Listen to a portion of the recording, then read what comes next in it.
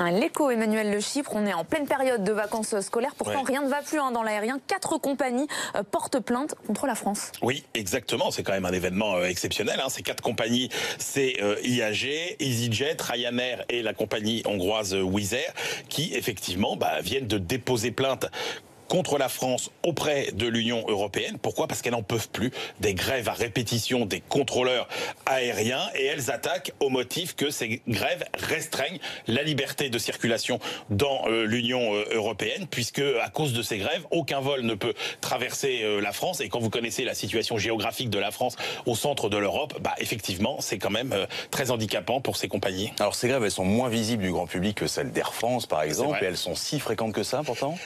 Écoutez, elles sont effectivement assez fréquentes, et il y a une vraie problématique française. Si on en croit par exemple Eurocontrol, qui est l'organisme européen qui assure la sécurité du trafic aérien, 16 000 vols ont été perturbés entre janvier et juin en raison de ces grèves, affectant 2 millions de passagers. C'est beaucoup plus qu'en 2017.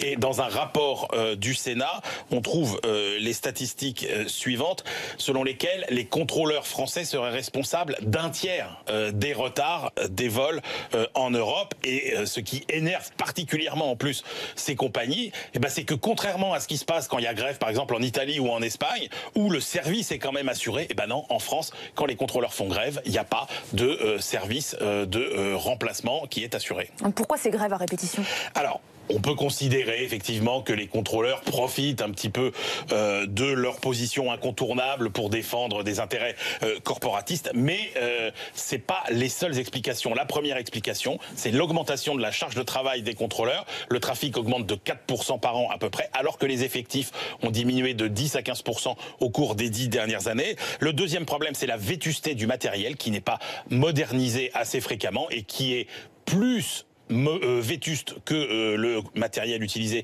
par les compagnies, par les contrôleurs étrangers. Et puis au-delà, c'est la procédure de mise en grève qui ne va pas, parce que figurez-vous que quand un préavis de grève est déposé, les contrôleurs aériens ne sont pas obligés de se déclarer s'ils font grève ou pas, ce qui fait que la direction de l'aviation civile demande systématiquement, chaque fois qu'il y a un préavis, aux compagnies aériennes de réduire leur vol, alors que certains préavis sont déposés par des syndicats minoritaires et qu'il n'y a aucun contrôleur réellement en grève ces jours-là. Donc il faut revoir aussi la procédure du droit de grève pour les contrôleurs aériens.